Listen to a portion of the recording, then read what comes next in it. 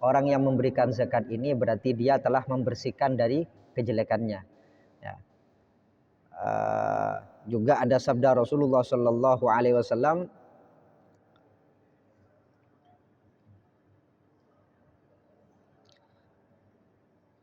hasinu amwalakum bizakah, wadawu mar'amradakum bisadaqah, wastaqbalu amwajal bala biddu'a wa tadarru. Ya. Jagalah harta kalian dengan zakat. Jadi zakat ini termasuk ketika orang oleh Allah Subhanahu wa taala diberikan kemampuan, diberikan taufik untuk mengeluarkan zakatnya, maka sejatinya dia telah menjaga hartanya itu sendiri. Wadawu amradakum bisadaqah. Obatilah orang sakit kalian itu dengan sedekah. Makanya ulama mengatakan sebelum kalau kita ada yang sakit, sebelum berangkat ke rumah sakit, ya. Jadi kalau kita sakit atau keluarga kita sakit mau berobat, maka sebelum berobat itu dahulukanlah sedekah. Ya, karena dalam hadis Rasulullah mengatakan dawu amradakum bisadaqah. Obatilah orang-orang sakit di antara kalian dengan bersedekah. Ya, ini termasuk obat yang apa? Obat langsung. Ya, obat langsung kita yang diperintah oleh Rasulullah Sallallahu Alaihi Wasallam untuk mengobati orang-orang yang sakit. Ya. Dan hadapilah bala atau musibah dengan berdoa dan tadarru, mendekatkan diri kepada Allah Subhanahu wa taala. Kemudian zakat itu adalah ikhraju malil makhsus ala wajhin makhsus biniyatin makhsus yusrafu li ta'ifin makhsusah. Yang dikeluarkan adalah harta-harta tertentu. Ya, ada beberapa harta cuman tidak semuanya dizakati. Hanya ada beberapa hal yang harus kita zakati. Nanti ala wajhin maksus dengan cara-cara tertentu, biniyatin maksus juga dengan harus niat, yusrafu li ta'ifin maksus, dan juga diberikan kepada golongan-golongan tertentu.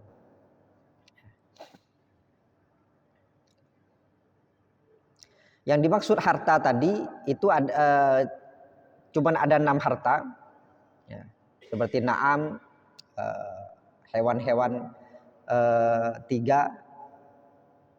sapi, kambing, unta, ya, itu diantaranya. Terus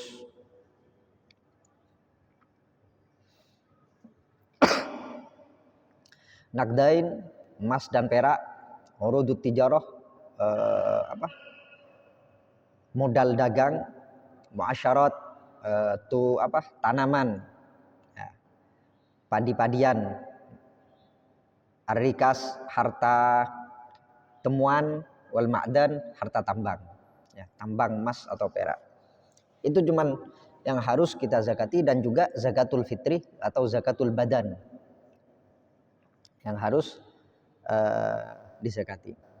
Terus ala wajhin maksus, ya, jadi hartanya tentu tidak semuanya, hanya beberapa macam yang harus dizakati.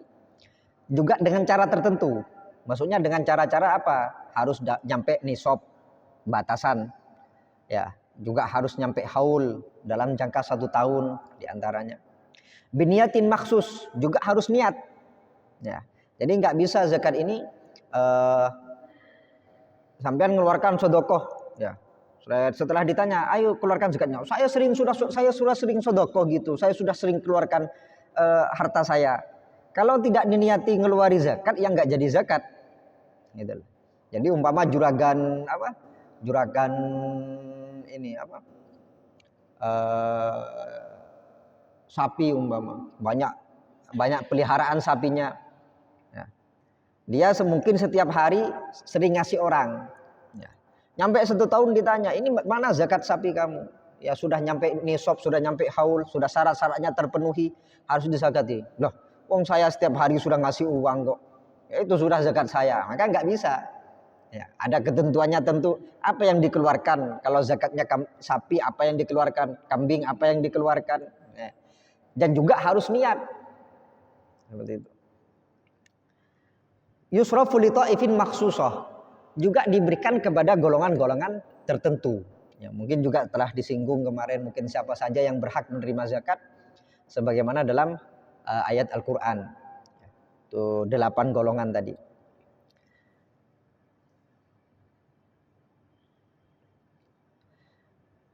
Keutamaan zakat ini sering di dalam ayat-ayat Al-Qur'an ini bersamaan dengan sholat. Ya, bahkan dikatakan ukhtus sholah. Zakat ini adalah saudari perempuan dari sholat itu. Karena banyak dari ayat-ayat Al-Quran ketika ada perintah sholat, perintah zakat. Ya, ini menunjukkan kepentingan zakat tersebut. Karena ketika Rasulullah SAW wafat, ada sebagian golongan itu mani'uz zakah. Ya. Jadi ada segolongan setelah Rasulullah SAW wafat, ada golongan tidak mau mengeluarkan zakat. Saya Muslim, saya iman, ya, tapi untuk bab zakat saya nggak ikut. Maka apa perintah Sayyidina Abu Bakar? Diperintah untuk yuqatiluhum, untuk diperangi. Ya, kenapa? Karena dia juga menurunkan rukun-rukun Islam. Nah, ini bukan hanya sholat saja, tapi ketika dia mani'uz zakah, ya, tidak mau mengeluarkan zakat, ini juga musuh Islam. Akhirnya ada golongan tersebut yang diperangi oleh Sayyidina Abu Bakar As-Siddiq radhiyallahu taala anhu. Sebagaimana ayat Al-Qur'an wa aqimus shalah wa atuz zakah. Ya. Banyak sering ayat-ayat Al-Qur'an ketika menyebut salat juga di dalamnya menyebut zakat. Ini menunjukkan pentingnya juga keharusannya zakat, sama halnya dengan harusnya kita penting dan harusnya kita mengerjakan salat.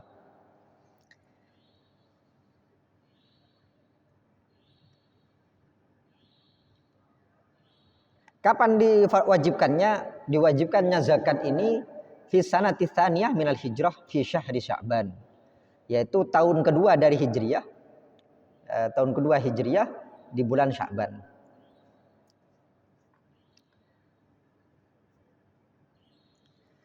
Kemudian syarat-syarat wajibnya zakat. Nah, ini.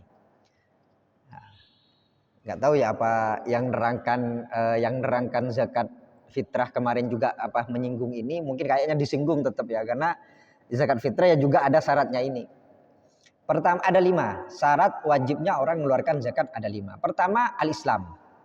Ya. Maka tidak bisa orang kafir asli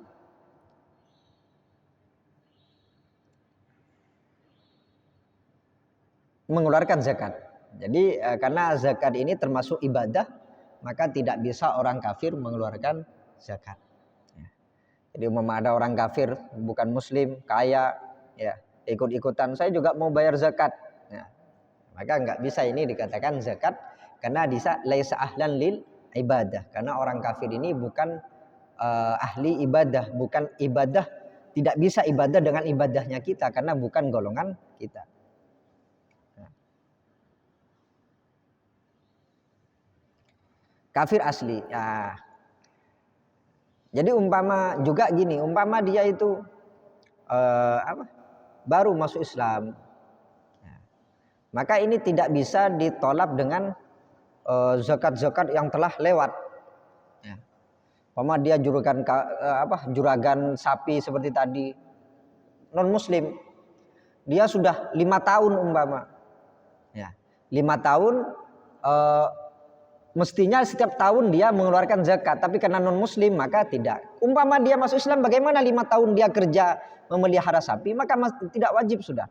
Maka dihitung dari di mana dia masuk Islamnya. Ya. Baru nanti dihitung haulnya, karena dia berkewajiban. Beda dengan orang murtad. Kalau orang murtad, maka hartanya ini ditangguhkan. Ya. Umpama dia kembali ke Islam, maka dia dituntut untuk membayar zakat selama dia murtad. Dia juragan kambing, naudzubillah, murtad selama 2 tahun. Nah, semestinya dalam 1 tahun ini dia wajib mengeluarkan zakat, ternyata dia murtad. Kembali ke Islam, maka dia yutalib. Maka dia masih dituntut selama 2 tahun dia tidak bayar zakat, dia untuk bayar zakat. Kenapa? Karena ini kafirnya kafir murtad. Maksudnya dia pernah Islam, hanya keluar dari Islam, maka dia dituntut untuk membayar zakat yang telah lewat. Sama dengan orang murtad yang meninggalkan sholat. Berapa tahun kamu murtad? 1 tahun. Maka dia tetap wajib qadha sholat selama 1 tahun. Ya, selama 1 tahun dia meninggalkan sholat karena dia murtad, maka wajib mengqadha'i sholat tadi. Beda dengan orang kafir yang baru masuk Islam. Maka ketika masuk Islam, bagaimana sholatnya yang telah lewat? Maka sudah nggak dihitung. Dia sejak dia masuk Islam, maka dia dituntut untuk mengerjakan sholat dan lain sebagainya. Jadi pertama syaratnya orang mengeluarkan zakat ini, syarat wajibnya adalah harus Islam. Yang kedua al-hurriyah, merdeka. Jadi tidak ada tuntutan bagi seorang budak. Ya. Tidak ada tuntutan untuk orang budak untuk mengeluarkan zakatnya. Yang dituntut orang hurriyah, orang-orang yang merdeka.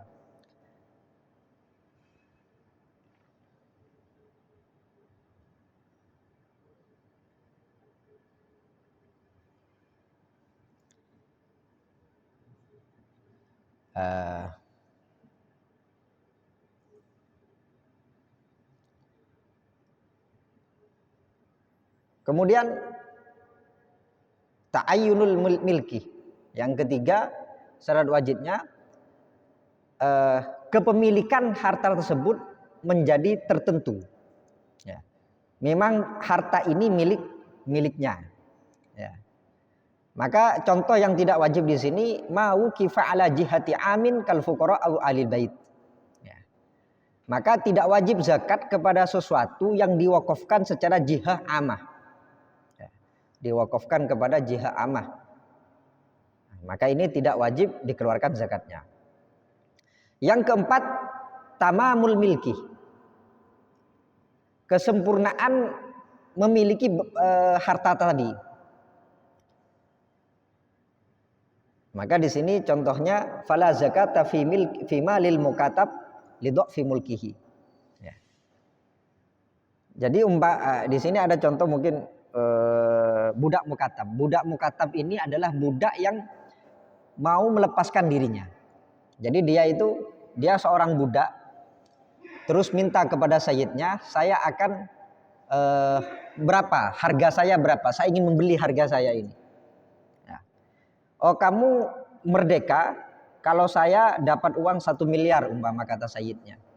Nah, maka terjadilah akad. Maka budak ini kerja setiap 1 minggu sekali atau 1 bulan sekali nyetor kepada sayyidnya harta ya, untuk menebus dirinya. Nah, ini budak mukatab. Nah, kepemilikan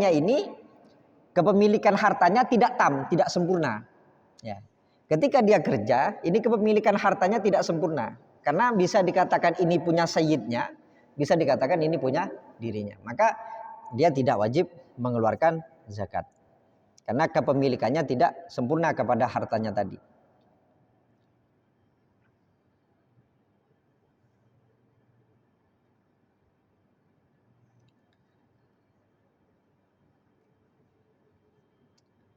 Yang kelima, tayakkunul wujud.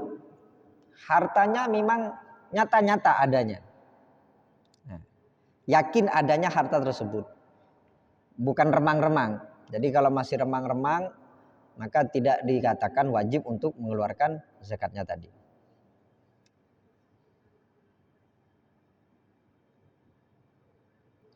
Yang tidak disyaratkan di dalam syarat wajibnya zakat ini, baligh dan akal. Ya. Jadi dengan kata lain, orang gila ini juga wajib mengeluarkan zakat. Ya. Siapa yang mengeluarkannya? Orang yang walinya, gitu loh. Tetap dituntut untuk dikeluarkan zakatnya. Siapa yang mengerjakannya karena dia tidak punya akal, ya maka adalah walinya yang dituntut untuk mengeluarkan zakat fulan ini. Ya, umpama, jadi bukan termasuk syarat wajibnya zakat baligh dan punya akal. Ya, tidak termasuk syaratnya. Jadi umpama anak kecil kaya, bagaimana? Maka tetap dia wajib mengeluarkan zakatnya. Ya, ada orang kaya jeragan sapi tadi umpama punya anak 1 umpama kecil mati. Ini kan hartanya punya anaknya ini. Ya. Diwaris kepada anaknya, hartanya miliknya anaknya, masih kecil umpama. Ya. Nyampe 1 tahun, bagaimana dia masih kecil yang punya harta, punya sapi ini, tetap harus dikeluarkan zakatnya yang mengeluarkan adalah walinya, ya, yang mengurus anak tadi. Begitu juga orang yang gila, maka tetap wajib mengeluarkan zakatnya. Ya, tapi yang dituntut bukan yang sobi anak kecil tadi, atau bukan orang yang gila, tetapi walinya yang kena khitab, yang berkewajiban untuk mengeluarkan zakatnya tadi. Kemudian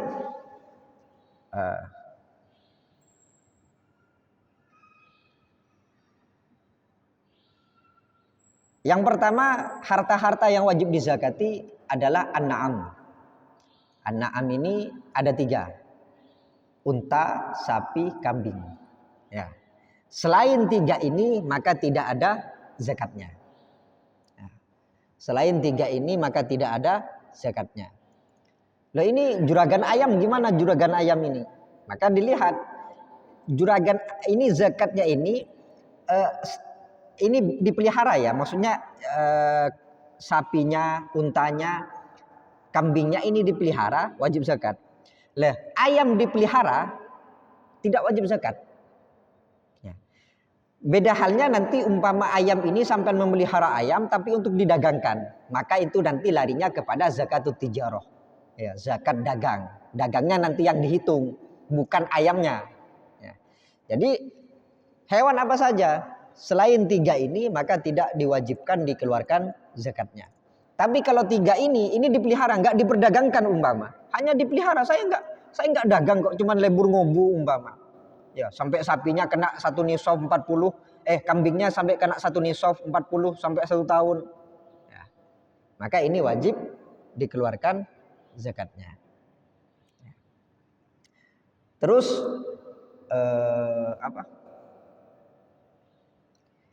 sekarang kan ada itu kambing-kambing bagus ya. Kayaknya jadi hobi sekarang, ada kambing-kambing bagus yang dari impor yang bulunya bagus-bagus. Gimana ya kalau kena 1 nisab nyampe 1 tahun, lah itu yang wajib dizakati. Umpama tidak diperdagangkan, tidak dijual belikan, tidak dipelihara memang untuk tidak dipotong untuk apa. Lah itu yang dimaksud di sini zakatun na'am, yaitu zakatnya unta, sapi dan kambing. Syaratnya ada 4. Yang pertama, buluwin nisab, nyampe 1 nisab. 1 nisab. Kalau tidak nyampe 1 nisab maka tidak wajib zakat. Nisabnya nanti. Yang kedua, lewat 1 tahun. Ya. Dari sejak dia kepemilikannya ya, sampai di hari 1 tahun, di hari keluarkan zakat, 1 nisab ini genap. Ya. Tak luang. Dibawa dalam 1 tahun, maka ini berkewajiban zakat.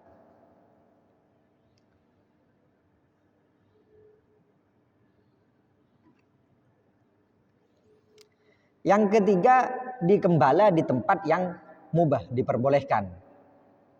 Ya. Yang keempat, tidak berupa hewan yang dibuat bekerja. Ya.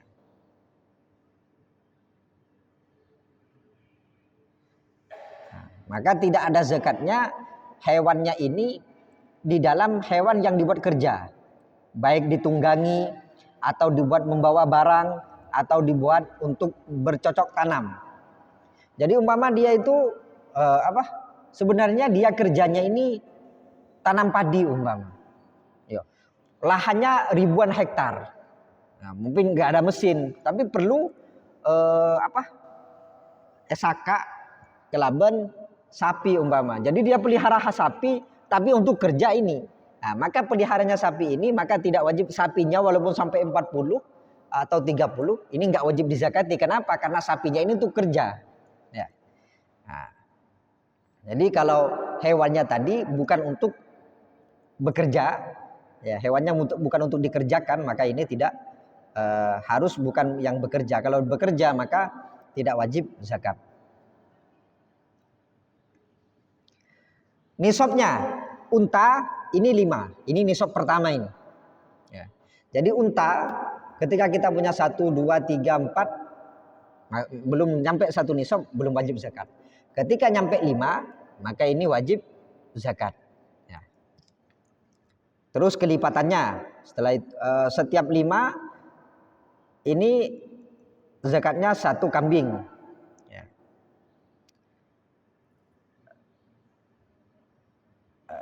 Satu kambing, kambingnya ini kalau domba umur 1 tahun, kalau kambing kacang umur 2 tahun. Ketika 10 2, ketika 15 3, ketika 20 4. Baru ketika 25 ini berubah. Yang atas asalnya tadi 10 1 kambing, 5 1 kambing, 10 2 kambing, 15 3 kambing, 24 kambing. Nah, kalau sudah 25 unta, maka ini adalah unta kecil bintu makhot minal ibil lahasanah. Ya. Yang berumur 1 tahun. Nah, nanti berubah ke unta, ke bayi unta nanti.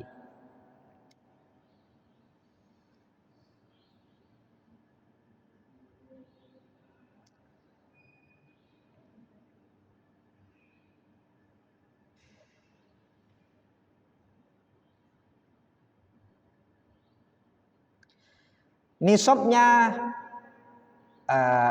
sapi 30. Jadi unta 5, kalau sapi ini 30. Ya. Jadi ketika nyampe sapinya 30 dan dibawa 1 mudhil haul, dibawa dalam 1 tahun, ya, maka 1 pedet. Ya. 1 pedet sapi yang berumur 1 tahun. Ini zakatnya. Baru setelah itu 40. Ini berubah musannah laha sanatani yang berumur 2 tahun. Ya. Kemudian 60. Ini zakatnya 2 pedet, 2 bayi sapi. Kemudian zakat nisabnya kambing ini 40. Ya, jadi pertama ini 40. Jadi 40 kambing sampai 120 kambing zakatnya 1 kambing. Ya. Jadi dia punya kambing 1 nisabnya pertama adalah 40. Ya.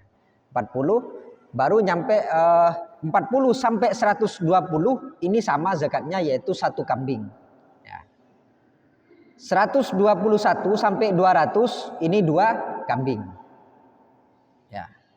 201 sampai 399 ini 3 kambing. 400 ini 4 kambing. Ya.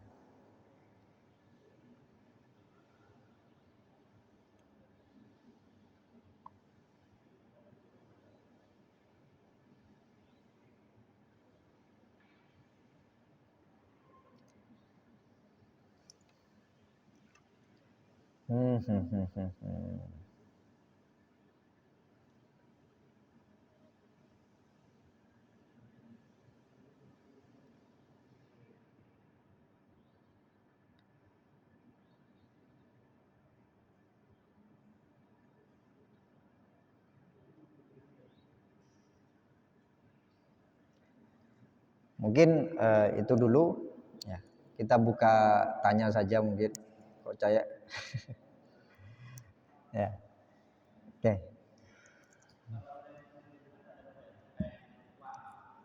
Nambah?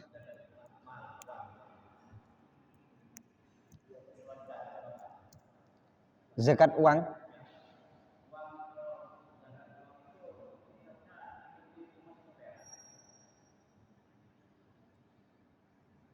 sama ya. Ini menurut pendapat kertas ini senilai emas atau perak, maka tinggal dipilih mau diikutkan apa. Ya. Bisa diikutkan nisabnya emas, bisa diikutkan nisabnya perak, seperti itu. Ya. Nakdain ya. Ini mana?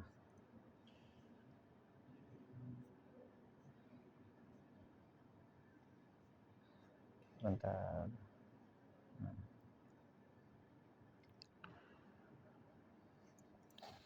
Nisabnya emas itu 20 mithqal atau setara 28 gram. Ya. 28 gram. Kalau sekarang emas itu berapa? 1.600.000. 1.600.000 umpama. Ya. Tinggal kali 28. Maka sekitar kepemilikan 44 juta. Jadi kalau Kalau perak ini itu berapa harganya sekarang? Ada yang tahu? Anggap 15.000 dah. 20 umpama. Ini nisabnya ini kalau fiddah perak 588. Ya. 500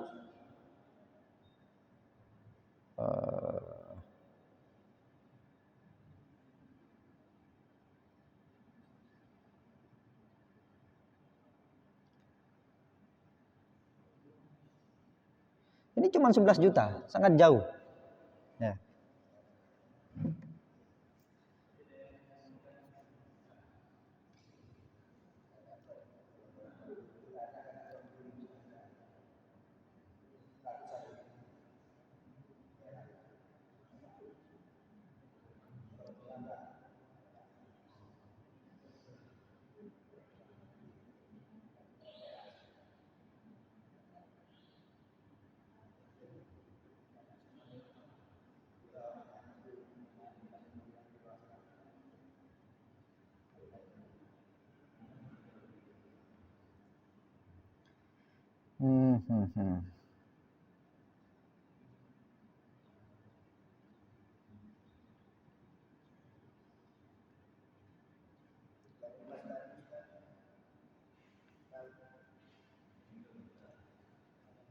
Iya.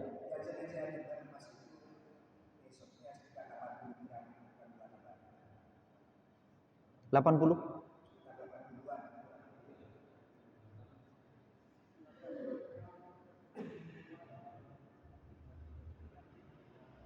Oh iya. Salah. Nisab ini 84 gram.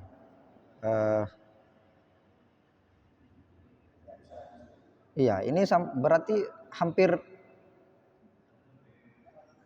100 lebih. Dan ini masih khilaf ya. Ya, maksudnya uang kertas ini apakah mau disamakan dengan emas dan perak. Ya. Jadi gampangnya kalau tidak mau disamakan emas perak maka sampean nggak berkewajiban. Nggak berkewajiban. Tidak berkewajiban mengeluarkan zakat hartanya tadi. Ya, karena ada sebagian bukan memasukkan uang ini termasuk barang yang ditimbang. Ya. Jadi tadi nisabnya emas atau perak itu kan pakai gram. Gram ini kan timbangan. Gitu loh. Hanya ulama ada sebagian uang kita itu sama nilainya dengan emas. Nah, ketika sampean mau menyamakan, maka itu nanti ada hukumnya ini. Tapi kalau ditanya apakah wajib zakat, maka yang wajib itu emas perak. Kalau nggak punya emas perak yang nggak wajib zakat. Gitu. Ya.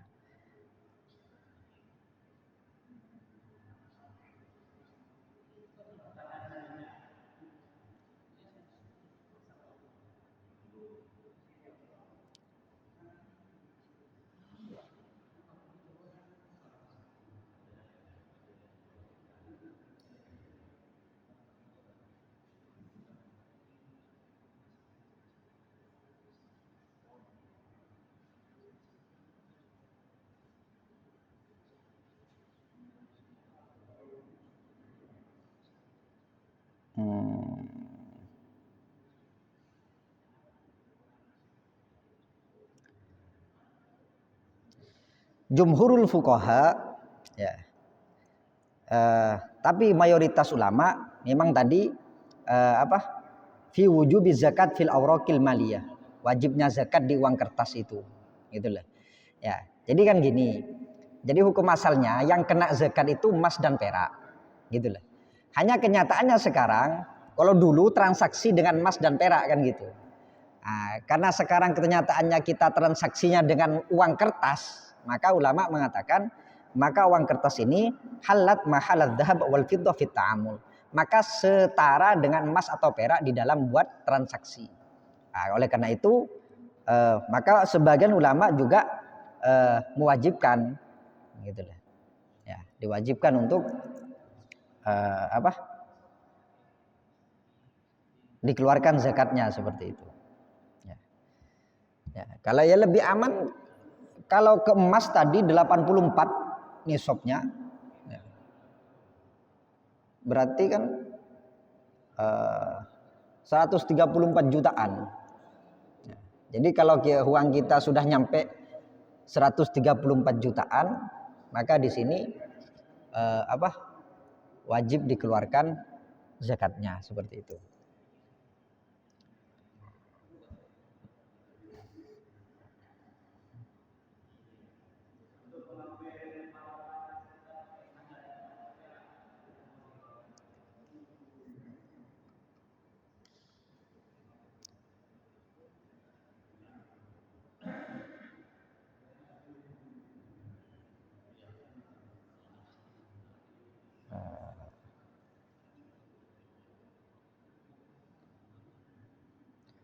Saya kurang tahu ya.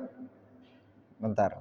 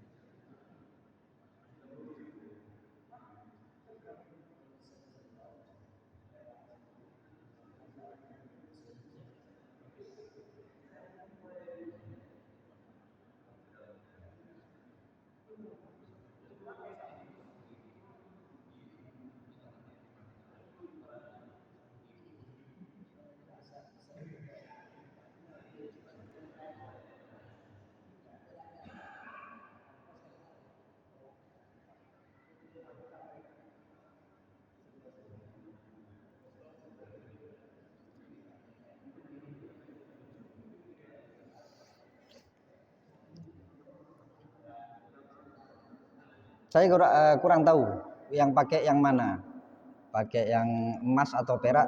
Saya belum mengkaji itu ya. Hanya di sini diterangkan sesuai dengan nisabnya emas dan perak tadi. Emas itu 84 gram, sedangkan perak itu 500 berapa? Berapa tadi?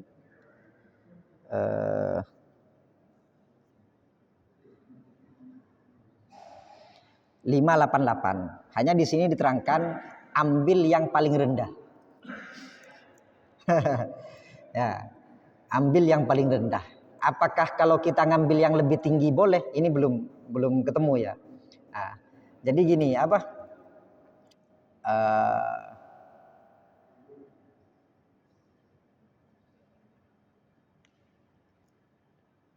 kalau yang dilihat pemberiannya, maka kan tentunya lebih banyak emas. Ya, persennya itu lebih banyak emasnya kan gitu. Ya. Tapi kalau dilihat mau dari kewajibannya, maka lebih cepat orang itu berkewajiban ketika nisabnya perak seperti itu. Ya. Nisabnya perak. Tapi nanti setara sih mungkin. Ya, yang dikeluarkannya berapa persen dari itu.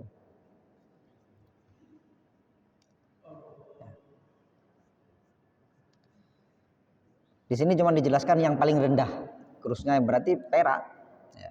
Saya belum lihat lagi apakah boleh kalau kita ngambil yang emas. Kayaknya boleh tetap karena sejalan. Mau sampean kuruskan ke emas silahkan, mau sampean kuruskan ke perak silahkan. Gitu. Tergantung kemauannya sih. Ya.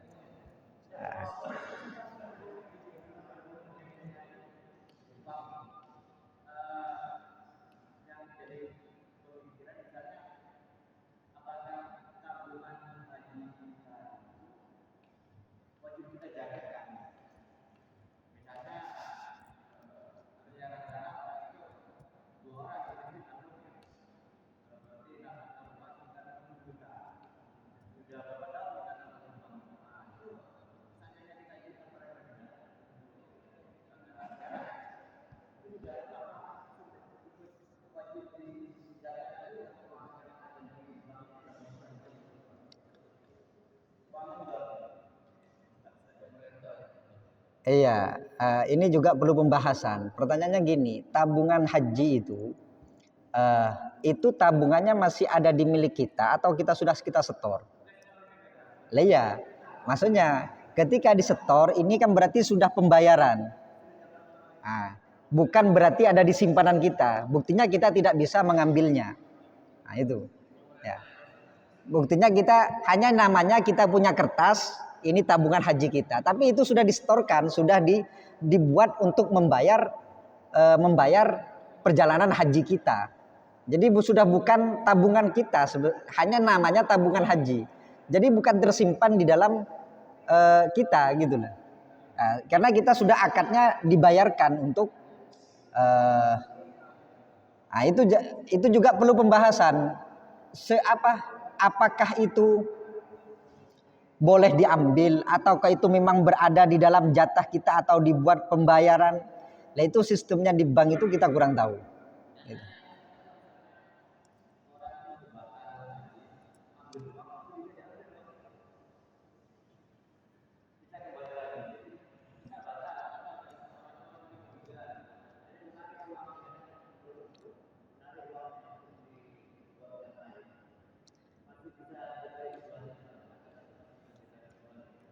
Kurang tahu ya, karena harus dilihat di itu juga pembahasannya, ya, gitulah. Karena tidak murni tabungan, juga, ya. Karena tidak murni tabungan.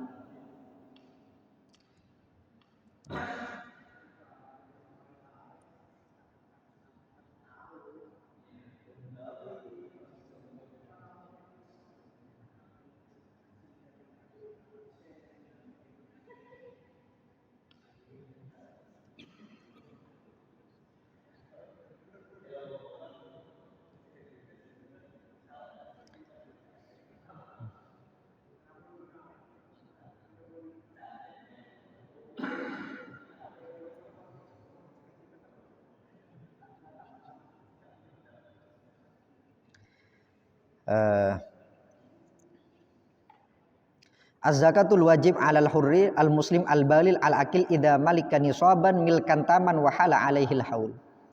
Ya.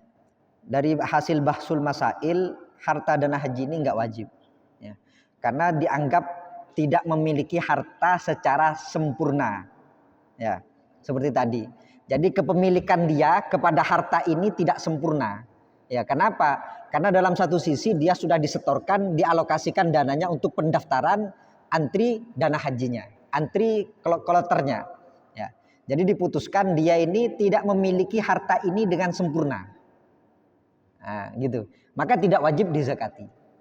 Gitu. Dikatakan tidak sempurna dalam satu sisi ini sudah disetorkan, dalam satu sisi nanti kalau ada kejadian kita bisa mengambil. Nah, ini hartanya masih belum milkut tam. Ya. Kepemilikan kita ini belum sempurna kepada harta ini. Jadi yang wajib kita zakati harta yang milik kita sempurna. Memang tabungan yang kita ada di tabungan kita murni, gitu loh. Nah, itu hanya mungkin seperti yang saya katakan tadi, itu cuma namanya dana tabungan haji. Tapi sebenarnya sudah kita tidak punya kebebasan di dalam mengambilnya, kecuali dengan syarat-syarat tertentu, ada meninggal dan lain sebagainya. Mungkin itu adalah cancel, ya, gagal di dalam akadnya kan nanti seperti itu.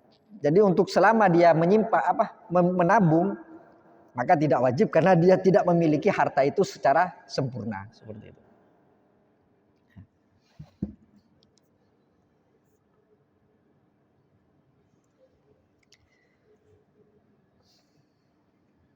Ada lagi?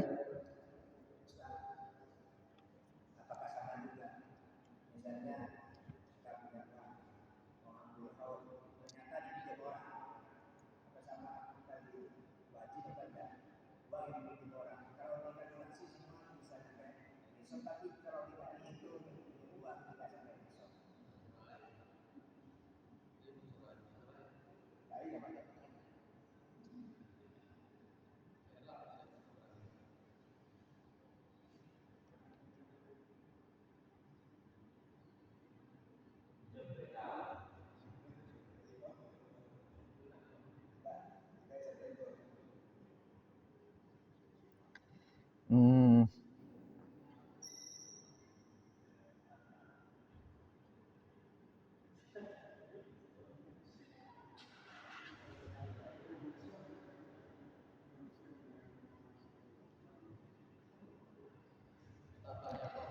Zakat apa? Wala yamna'ud dain wujubuha sawa'un kana halan au amla. Ya. Jadi hutang ini tidak menghalangi nisab. Ya. Jadi kalau nisabnya ini dengan yang dihutang orang, ini juga masih harta sampean, maka nyampe satu nisab. Ya. Jadi umpama tadi pakai 130 umpama emas lah gampangnya. Emas ini sampean punya 84 emas gram.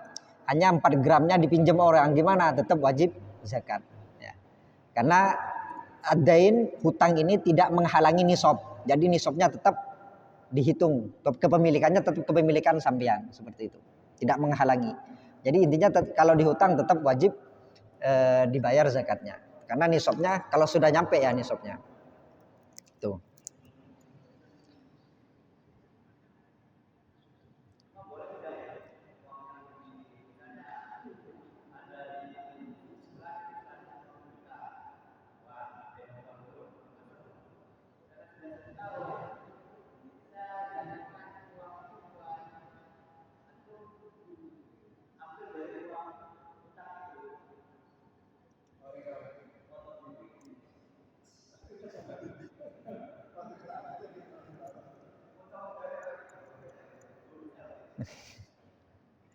Mau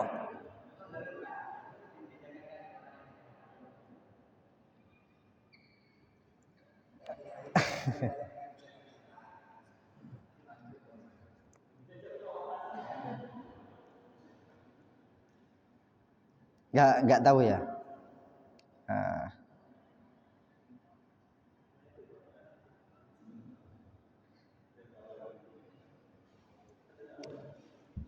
Kurang tahu. Ya. Hanya apa? Orang yang gharimin ini, orang yang terlilit hutang ini juga bisa menerima zakat. Ya. Juga menerima zakat. Nah, ada orang berhutang itu bukan nggak mampu, hanya malas bayar. Nah, itu yang ditakutkannya. Ya kita lihat statusnya dulu. Ya, oh ini yang hutang ini memang betul-betul nggak bisa nggak bisa apa, nyaur dan lain sebagainya. Ya. Tapi ya harus juga dihitung. Ya. Kalau zakatnya masih kurang, tambahi kan gitu. Nah, yang dipinjam berapa, zakatnya berapa kan gitu nanti.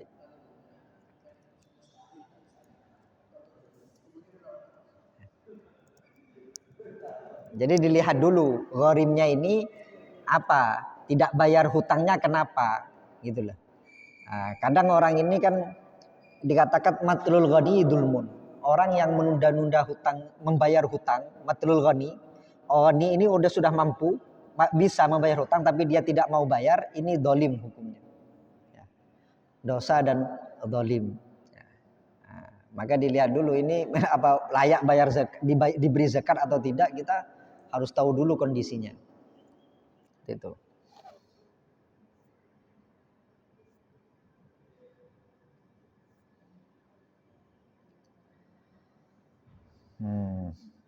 Yang kemarin saya mau jawab yang kemarin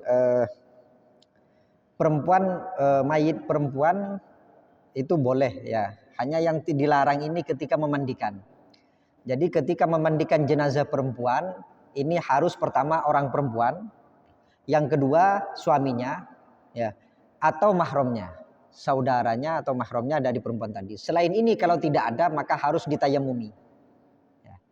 Jadi untuk setelahnya, untuk dikebumikan, maka ini boleh orang lain asalkan tidak menyentuh. Ya. Maksudnya tetap menggunakan satir, tidak nyentuh kepada kulitnya gitu. Ya. Nah, jadi kalau kesentuh gimana, apa batal tetap ya. Yang batal cuman yang hidup. Hukum menyentuhnya tetap tidak boleh. Ya, sama halnya dengan kita menyentuh orang lawan jenis ketika masa hidup kita tidak boleh. Maka walaupun sudah mayit tetap tidak boleh kita menyentuh orang tersebut. Jadi usahakan ketika mau orang laki-laki yang mau mengebumikan tetap tertutup auratnya. Tidak menyentuh aurat, tidak menyentuh kulit perempuan tadi kalau bukan mahramnya. Terus yang malaikat mungkar nakir itu, ya, yang ada itu anjuran dari Rasulullah Shallallahu Alaihi Wasallam. Jadi setelah dikebumikan, sebenarnya sudah diterangkan kemarin. Ya, jadi setelah bentar.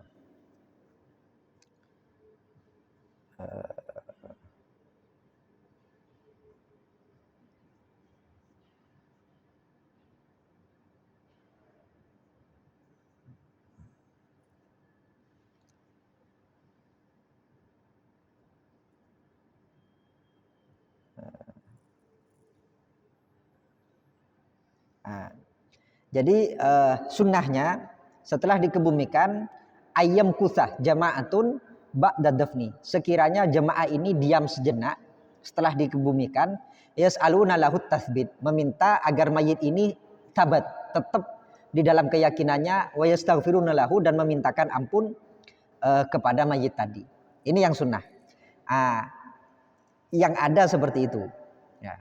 Datangnya malaikat ini tetap datang setelah beberapa saat setelah dikebumikan. Nah, jadi mungkin gambaran orang dulu itu memang tidak langsung datang, ya, tidak langsung datang, tapi akan datang beberapa saat setelah dikebumikan. Nah, mungkin oleh orang itu dulu digambarkan setelah dia orang itu jauh 70 langkah. Ya. Nah, 70 langkah ini nggak ada batasan 70 langkah. Ya. Jadi yang pertama memang ketika orang itu diminta duduk oleh Rasulullah setelah dikebumikan, anjurkan duduk dulu, ya biasanya ditalkini, terus ditahlili juga. Nah, setelah itu bubar, itu malaikat datang beberapa saat setelah itu. Jadi batas kaki 70 langkah itu bukan batasan. Ya. Nah, jadi walaupun dia ada orang umpama nggak gantian, nggak ada yang selalu ada di pinggir, tetap malaikat tetap akan datang seperti itu. Yang masih belum ketemu yang itu, yang adzan di telinga kanan, ini masih belum ketemu di kitab ini. Adzan kok disebut di sebelah kanan, sedangkan mayit itu dikebumikan dalam menghadap, sunnahnya memang menghadap sebelah kanan ini nyentuh, akan sudah tertutup maksudnya telinganya.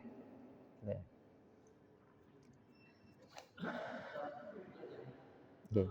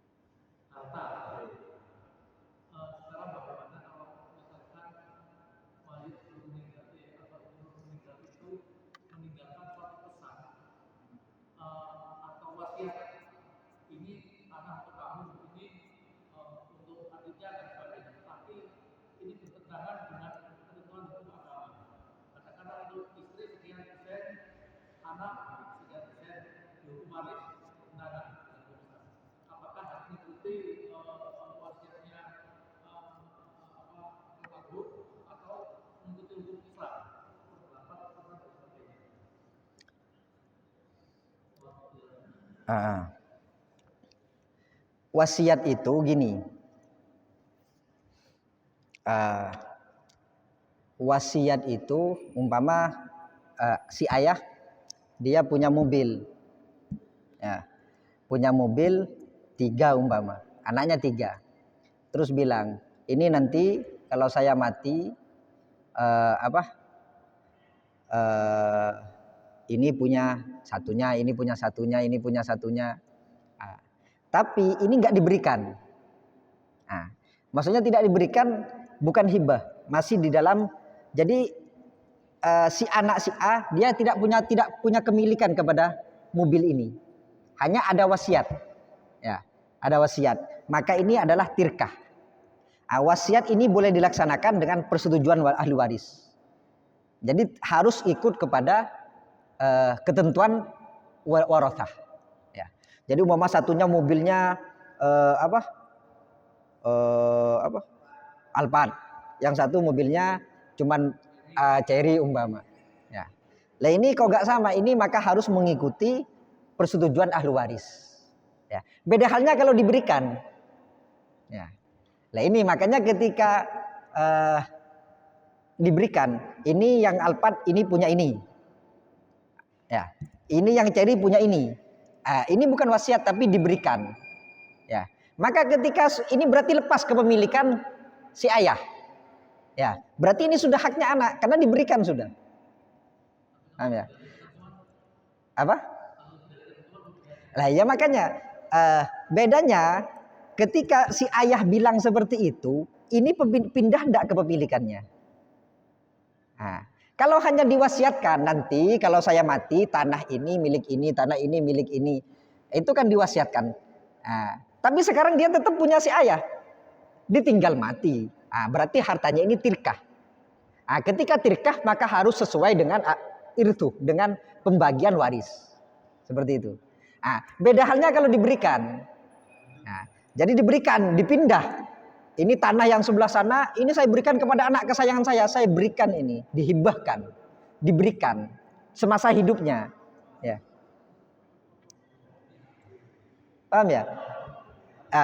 Jadi kalau wasiat itu harta diwasiatkan belum diberikan, masih ada di dalam harta ayahnya, maka ini nanti untuk melaksanakan wasiat ini harus sesuai dengan persetujuan ahli waris. Tapi ada batasannya.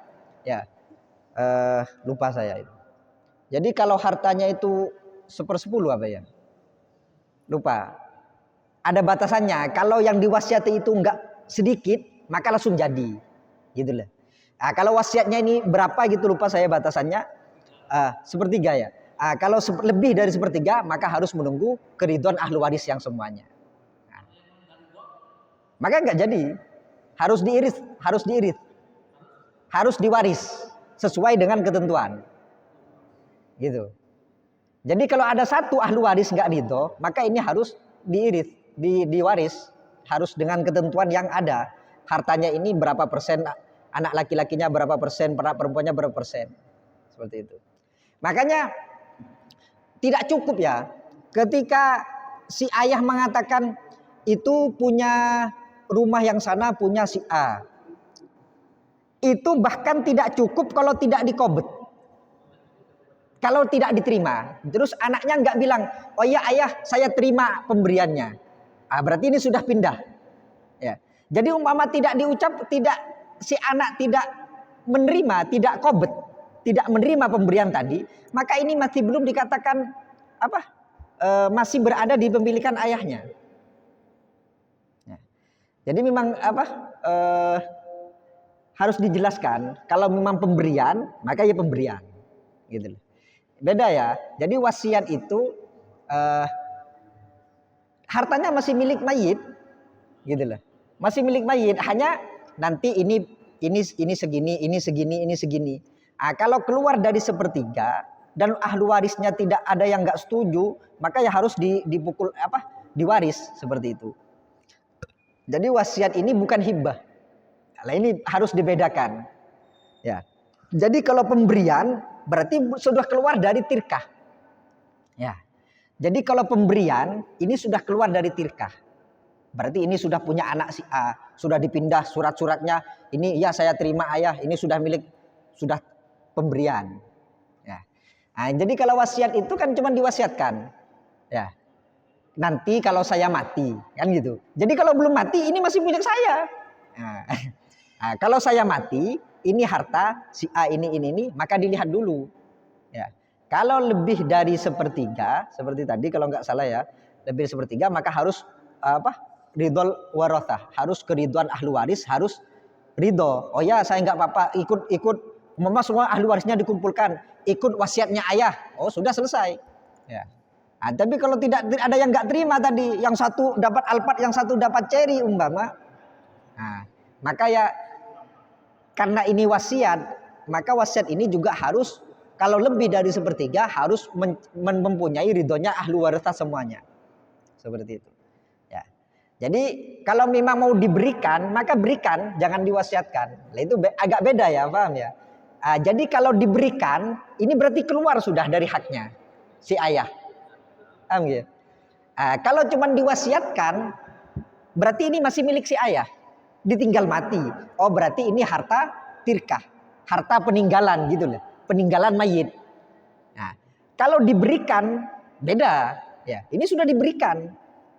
Nah, berarti yang ketika dia wafat mayitnya, ya harta yang ada di milik mayitnya itu yang diwaris. Ini sudah diberikan sebelumnya. Ya, agak beda.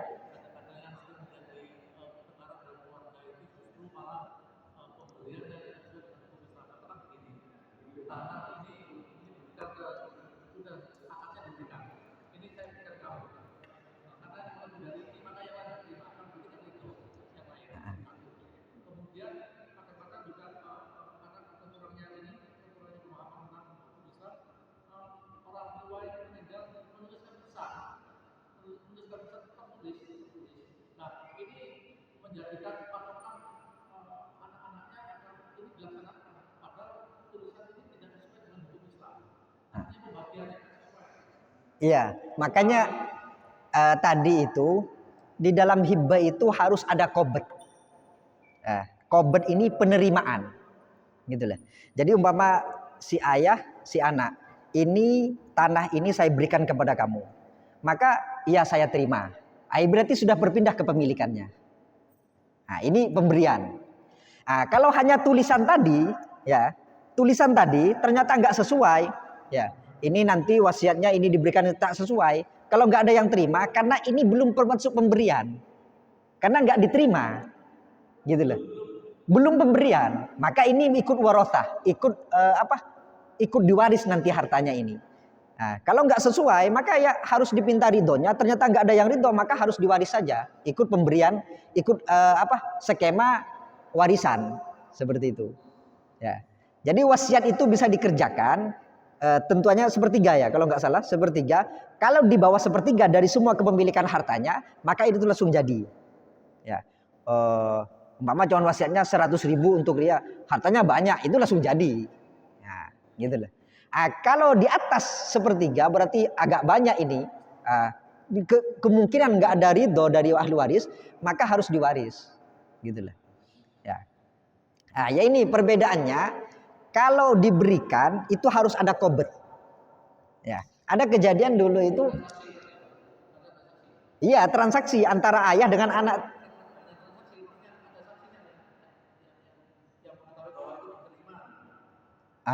Ya itu lebih untuk saksi itu hanya untuk membenarkan ya kalau tapi kalau ya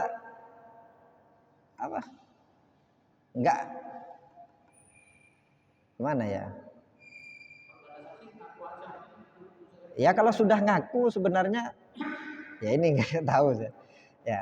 Jadi gini dulu itu gambarannya gini, dulu itu ada kejadian gini, ada seorang kiai anaknya mondok ya.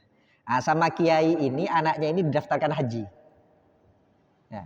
Didaftarkan haji, masuk uang sudah sekitar 30-40 juta masuk, meninggal. Lah si anak ini nggak tahu didaftarkan apa nggak tahu ya.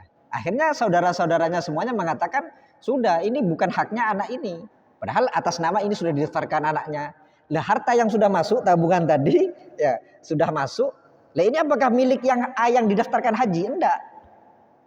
Ya, ini tetap peninggalan tirkah, peninggalan ahli waris, peninggalan mayit. Ini 40 juta ini harus diwaris, gitu loh. Jadi saudaranya mungkin nggak punya untuk melengkapi atau nggak setuju, ya sudah kita gagalkan saja punya adik ini yang didaftarkan, gagalkan saja, tarik saja uangnya, diwaris, ya diwaris, gitu lah.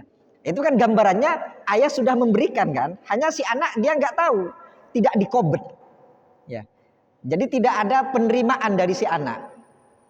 Nah, jadi kalau pemberian ini harus ada penerimaan. Ya, jadi kalau memang sampean itu sekarang masih ada orang tua atau siapa ada kabar ini sawah ini mau diberikan kepada saya, lah itu lebih baiknya sampean datangi, ya, diperjelas, ya, apakah mau diberikan, ya, saya terima dan usahakan juga ahli waris yang lain tahu, ya, ini pemberian loh. Nah, jadi kalau sudah diberikan maka harta ini keluar dari kepemilikan. Nah, jadi kalau wasiat itu masih belum keluar, gitu loh. Nah, makanya kalau wasiatnya itu di bawah sepertiga itu bisa langsung dikerjakan. Kalau di atas sepertiga maka harus menunggu ridhonya ahli waris yang lain. Ya. Jadi kalau nggak ridho gimana? Ya harus nggak bisa. Jadi harus sesuai dengan irth. Dia harus sesuai dengan warisan. Ya, ketentuan warisan di dalam syariat seperti itu. Ya, itu memang ada perbedaan ya. Jadi wasiat ini belum tentu hibah. Ya, karena masih ada di dalam kepemilikan si mayit. Gitu loh. Nah, jadi kalau sampean ingin biar umpama nanti anaknya tidak tengkar dan apa semuanya ahli warisnya tidak apa, nah, maka semasa hidup diperjelas ini saya berikan, terima ya, sawah ini saya berikan ke anak yang tua, sawah sebelah sini saya berikan anak seperti ini, saya berikan ini lepas dari kepemilikan saya, ya berarti sudah dimiliki anak tadi, iya diterima, nah gitu. Nah, jadi harus diterima. Saya terima pemberian ayah. Nah, ini berarti sudah keluar dari kepemilikan ayahnya. Makanya, iya, ya saksi perlu. Ya, makanya.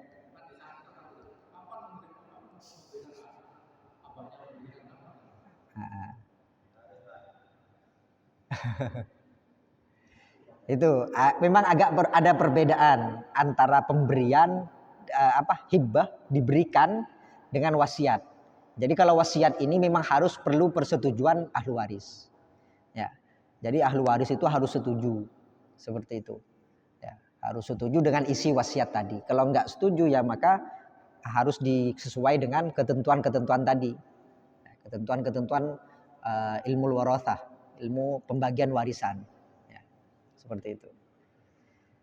Ya, mungkin cukup. Ya.